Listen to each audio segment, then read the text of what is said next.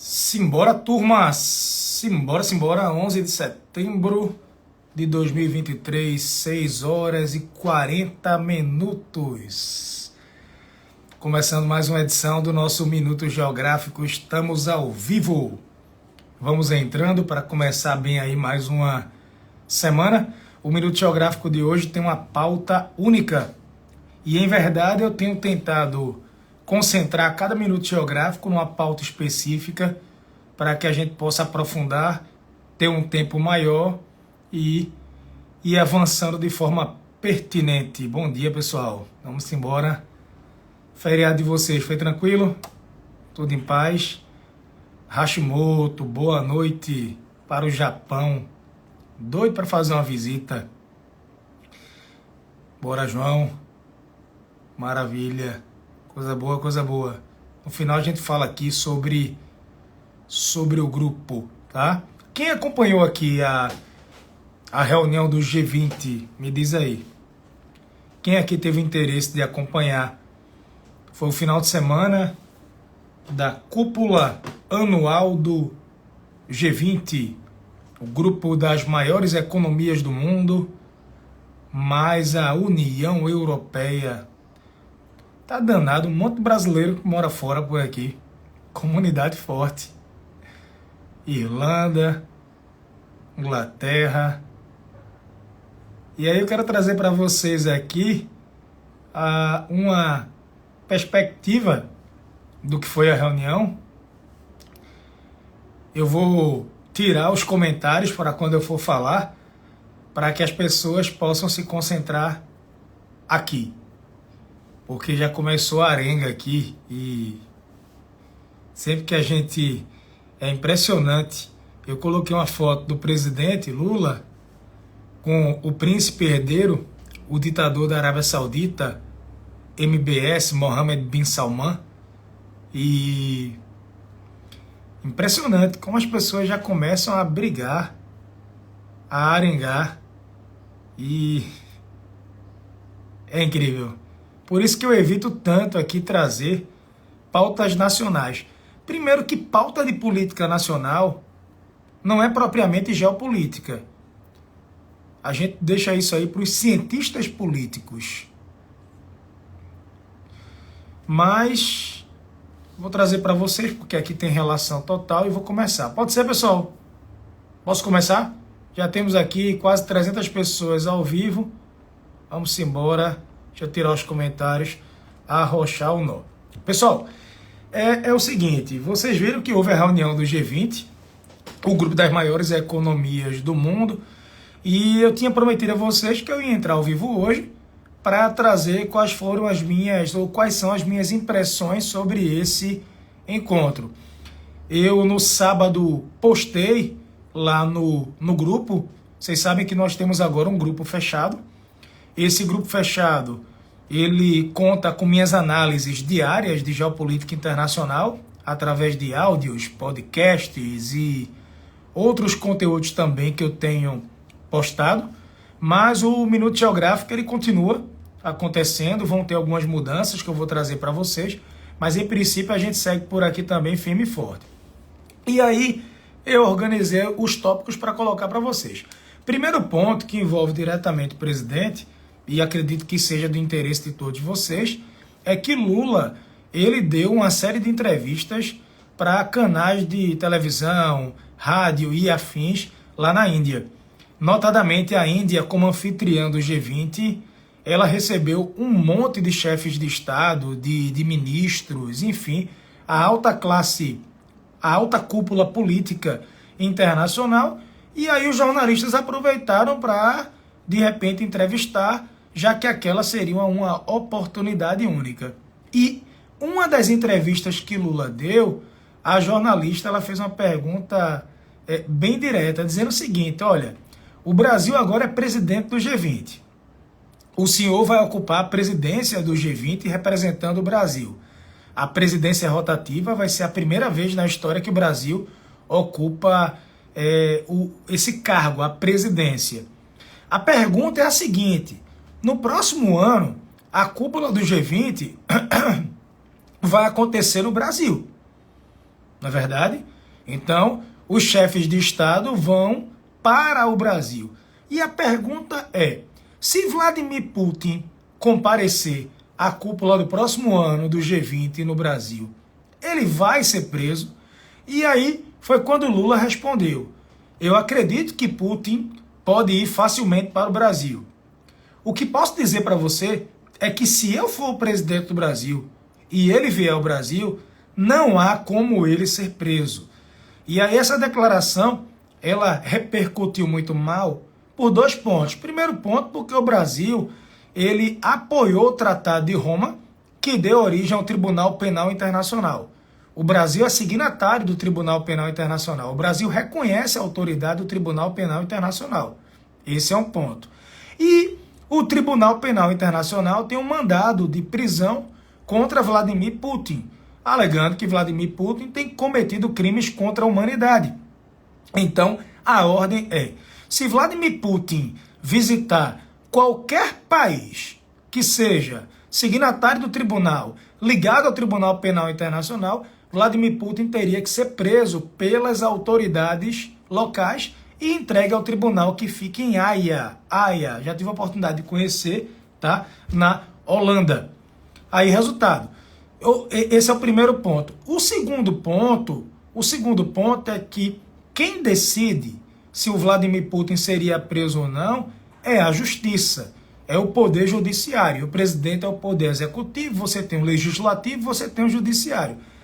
De fato, os poderes, por vezes, se confundem, e você tem alguns ruídos, mas a decisão compete ao judiciário. O Ministério Público poderia provocar dentro do judiciário e algum juiz poderia lá e fazer, né, o que tinha que ser feito. Vladimir Putin seria preso. Vou fazer meus comentários. Lula deve ter sido orientado posteriormente e ele mudou o discurso. Ele já deu uma outra entrevista depois, porque repercutiu mal, dizendo, olha, eu vou analisar esse tratado, esse tribunal aí penal internacional. Esse é o ponto 1, aí eu digo minha opinião.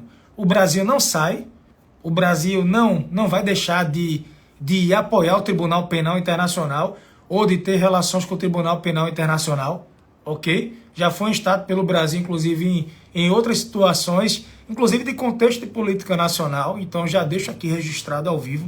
O Brasil não sai em situações atmosféricas normais, esse é um ponto, mas ele já disse, a decisão compete ao judiciário, ele falou que deveria ter dito desde o início. A decisão compete ao judiciário, já houve uma mudança no discurso. Vou também dizer para vocês, próximo ano a cúpula acontece no Brasil, mas o Vladimir Putin ele pode mais uma vez se ausentar, acredito completamente. Hoje, se a cúpula fosse no Brasil, ele não viria, mesmo a convite do presidente, e possivelmente quem viria no lugar dele é o ministro, que já visitou o Brasil e é o braço direito dele, e que não tem uma ordem de prisão expedida contra ele, que é o Sergei Lavrov. Tá? Muito famoso aí nesse conflito entre Rússia e Ucrânia. Mas não acredito que Vladimir Putin pudesse chegar aqui, mesmo com a garantia de Lula, e Lula não pode dar essa garantia a ele. Nenhum presidente poderia dar.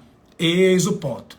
Segundo ponto, ainda envolvendo Lula, envolvendo o Brasil. A Arábia Saudita tinha um encontro bilateral com o Brasil. E de última hora, o príncipe herdeiro no sábado cancelou, o Mohammed bin Salman.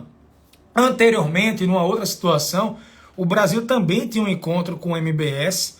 O Brasil tinha desmarcado o encontro, dessa vez ele desmarcou, mas ontem, aos 48 minutos do segundo tempo, os dois foram lá e pá, deu um match aí e se encontraram. Vejam bem, ele é um ditador, esse príncipe herdeiro, ele é acusado de mandar matar um jornalista da Arábia Saudita. Esse jornalista, ele foi o Jamal Ahmad. Ele era um crítico do regime saudita. Ele foi morto num consulado em Istambul, na Turquia, em 2018. O corpo do jornalista dissidente, ele criticava o regime, ele foi desmembrado, cortado em vários pedaços, e os restos mortais nunca foram localizados. O Mohammed bin Salman também é acusado de fomentar a guerra no Iêmen. No Iêmen. E também conflitos dentro da Síria, vários conflitos pelo Oriente Médio. Ele é um ditador que tem as mãos manchadas de sangue. E aí muita gente na internet, várias pessoas criticando o encontro de Lula com o ditador sanguinário. Vejam bem, Lula visitou recentemente a China. A China é uma ditadura. Eu não sei como é que alguns analistas conseguem colocar em patamares se tem um ditador melhor ou um ditador pior, ou um ditador que derrama mais sangue que o outro. Eu não sei como é isso. Na minha cabeça, ditadura é ditadura, ausência de liberdade, crimes contra a humanidade, crimes contra a população local, tá? Assim, não tem como a gente relativizar. O fato é que o comércio entre Arábia Saudita e Brasil tem crescido. Em 2022, eu peguei os dados aqui, o volume de comércio chegou a 8,2 bilhões de dólares, não dá para ignorar. Lula fez um convite para o MBS, para que ele viesse ao Brasil e entrasse como investidor em obras do PAC, que o PAC, o Programa para Aceleração do Crescimento, teria abertura para capital estrangeiro. Então a China já deu aí notícias que podem entrar com infraestrutura, Estados Unidos, e a Arábia Saudita, que tem dinheiro do petróleo aí infinito. Até para comprar clube de futebol, como compraram agora o Newcastle, né? Da Premier League, né? Da liga mais disputada do futebol mundial, a liga inglesa. Lembrando a vocês que o ex-presidente Bolsonaro também recebeu e fez visitas ao Mohammed bin Salman. As relações do Brasil com a Arábia Saudita independem de quem ocupe ou de quem ocupa o cargo de presidente. Agora veja, quem é ativista dos direitos humanos se incomoda, porque diz assim, no lugar do presidente apertar a mão do MBS, é uma imagem muito simbólica, ele podia mandar um ministro. Só que aí, se ele manda um ministro, entende? O MBS podia se sentir desprestigiado e de repente o encontro poderia valer o quê? De nada. Ah, eu sou o príncipe herdeiro e o presidente não veio ter uma reunião comigo e no lugar dele mandou o ministro. O cara podia pensar, qual é a energia que eu vou ter de investir no Brasil? Tem disso também, tá, gente? Tem disso também. Aí nessas horas prevalece aí um certo pragmatismo. Se o Brasil for romper ou não se relacionar com autocracias e ditaduras, se preparem para a gente romper com pelo menos 60 países, tá? Se preparem para a gente romper com pelo menos 60 países. O próprio Joe Biden, que na campanha botava para torar no MBS, no Mohammed bin Salman, criticava ele com toda a força possível, agora está cortejando. Porque viu que a Arábia Saudita se aproximou da China, os árabes sauditas foram convidados para o BRICS, a China está intermediando um acordo entre a Arábia Saudita e Irã, e ele agora está tentando se aproximar do ditador, porque viu que do ponto de vista econômico, comercial, ele acaba sendo importante para os Estados Unidos. A título de curiosidade, pessoal, quem me conhece sabe que eu não tenho aqui dentro e posso até conversar com os melhores amigos e ter uma proximidade para falar de política nacional. Aqui eu não tenho isso de tomar partido por A ou B. Eu trago as análises do que acontece com muita seriedade. Brasil e Arábia Saudita agora vão completar 55 anos de relações.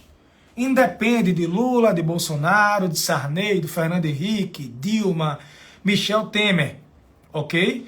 Entendam vocês, a Embaixada Saudita em Brasília, não sei se alguém já viu, ela foi aberta em 73, no mesmo ano da Guerra do Yom Kippur, há 50 anos. Então, meio século de embaixada, mais de meio século de relações diplomáticas. Tranquilo? Beleza? Só para que vocês possam entender. Ainda sobre Lula, sobre o Brasil, Joca, o Brasil assumiu a presidência do G20. Sim, O discurso de Lula foi maravilhoso? Não. O discurso de Lula foi o discurso de sempre. Ele evitou criticar o dólar porque não era. Eu disse para vocês, lembram? O discurso vai de acordo com o público. Então, se ele vai discursar para os BRICS, você percebe que a fala dele é completamente diferente de uma fala dada no G20. Até porque no G20 ele não estava como presidente do Brasil. No G20 ele não estava ali como presidente, ele estava assumindo ali, na verdade, como presidente do G20. Então o discurso dele foi pautado em compromisso com a segurança, estava vendo aqui, sustentabilidade ambiental, equidade, combater a desigualdade. Foi o discurso geral, é um discurso que quem acompanha os discursos do presidente viu que não teve nada do outro mundo, nada de especial. Ok? Tranquilo? Agora, bora falar do G20 em si? Bora falar do G20 em si? Eu vi parte da imprensa brasileira comemorando. Deixa eu até colocar os comentários aqui. Vê. Eu vi parte da imprensa brasileira comemorando, dizendo que o G20 foi um sucesso. Porque o G20 chegou a um consenso. Pessoal, devagar e sempre. Conseguiram aprovar um documento. E esse documento foi assinado pelos líderes do bloco. Mas vejam, um documento que foi muito elogiado por Vladimir Putin não foi um documento bom. Vejam, um documento que foi largamente elogiado por Vladimir Putin, há de convir que não foi um documento bom. Um documento que diz assim, ó, Declaração de Consenso de Nova Delhi. A gente condena a invasão de territórios, a gente diz para os países não usarem força para tomar território dos outros, mas não tem uma crítica direta à Rússia. Como é que o G20 faz um documento condenando a guerra e nesse documento você não tem uma crítica sequer direta à Rússia? Aí Vladimir Putin foi lá e comemorou, dizendo que o documento ele era extraordinário. Sergei Lavrov parabenizou a Índia pela serenidade e pela diplomacia. Perceberam? Então, gente, papel aceita qualquer coisa. Papel, você escreve e está lá. Entende? A reunião não foi um sucesso porque conseguiram assinar um documento que não critica Moscou diretamente pela guerra na Ucrânia, mas diz que invadir territórios é algo condenável. Tranquilo? O lado bom desse documento. A União Africana foi convidada para o G20. A União Africana, a sede fica na Etiópia. Ela representa os 50 e tantos países da África. 54, ou a depender da visão de vocês, 55 países da África. A União Africana foi chamada para o G20. O bloco acaba por crescer. Vou dar minha opinião. A tendência é o G20, com o tempo, perder força, porque a China quer criar o próprio G20 dela, ela sendo a liderança total. Ela quer convidar, ela quer determinar quem entra para os BRICS. Aí você tem a Índia correndo também por fora, muito forte. E a outra notícia é que estão para aprovar um projeto de infraestrutura que vai diminuir o comércio entre Índia e Europa em 40% do tempo. Vocês sabem que a China tem a nova Rota da Seda. A China tem um grande projeto de infraestrutura que leva a produção da China para a Europa e companhia. Estão lembrados? Projeto da nova Rota da Seda. A China tem uma ferrovia que sai da China até Madrid, passando pela Ásia Central, Oriente Médio. Lembrados? A Índia quer aprovar agora sua própria Rota da Seda. Não tem os detalhes ainda sobre esse projeto da Índia, mas a Índia quer diminuir o comércio, o tempo de comércio dela para a Europa em 40% o tempo. Vai ser um corredor que inclui Índia, Arábia Saudita, Emirados Árabes Unidos, Jordânia, Israel e União Europeia. Eita que samba, que vitamina. Colocar Israel e Arábia Saudita no mesmo projeto. Detalhe que Israel e Arábia Saudita ainda têm relações diplomáticas rompidas. A Arábia Saudita ainda não se aproximou de Israel. É um desejo dos americanos pelos acordos de Abraão. Mas é isso. O G20 foi bom para quem? Para a Índia.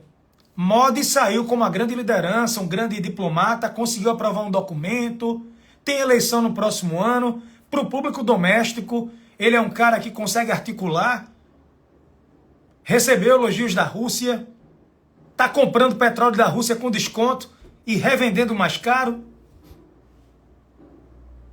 Para ele foi bom. E o Brasil vai ter a oportunidade de fazer alguma coisa, inclusive nada. A reunião no próximo ano acontece aqui, mas para além de uma reunião anual, tem as ações do dia a dia. Tem as ações do dia a dia.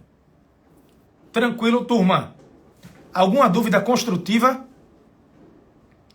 É bom para o Brasil sediar o próximo encontro? Genial, excelente. Muito bom. Muito bom. Trazer um encontro internacional, ainda que o encontro no fim seja um fracasso, nós vamos trazer para cá uma oportunidade de visibilidade geopolítica muito forte. O Tribunal Penal, aquele contexto, lembre, cuidado, tem um tratado de Roma que deu origem à União Europeia nos anos 50. Esse outro tratado aí foi no período do Fernando Henrique Cardoso, do FHC. Foi no período do FHC. Turma, o que acharam do Minuto Geográfico de hoje? Gostaram? Tudo firme? Ah, Lula teve uma reunião com Macron, Emmanuel Macron. A França está querendo arrancar um bocado de garantia do Brasil, ambiental, coisas que eles nunca fizeram em vida, para aprovar no Parlamento Europeu o livre comércio entre Mercosul e União Europeia. É um cara complicado de se fazer negócios. Está perdido dentro da França ele. Não sei como conseguiu se reeleger, viu? Não sei. É porque o discurso da candidata de oposição talvez passasse do ponto em algumas pautas e o cara acabou sendo reeleito. Ó, turma, eu tô com um grupo fechado no WhatsApp. No plano anual, nesse grupo eu coloco mídias diariamente, minhas análises em podcast, conteúdo que eu não coloco aqui. E lá eu posso responder todo mundo, no privado. E aqui no Instagram eu não consigo. Eu consigo responder pelo direct todo mundo? Não, impossível. Lá eu consigo responder porque é um grupo fechado. Quem quiser entrar, eu vou colocar o link. É barato. Cara, é ignorância. R$19,90 por mês no plano anual. Quem aqui já está no grupo? Diz aí, por favor. Quem já está no grupo? Alguém?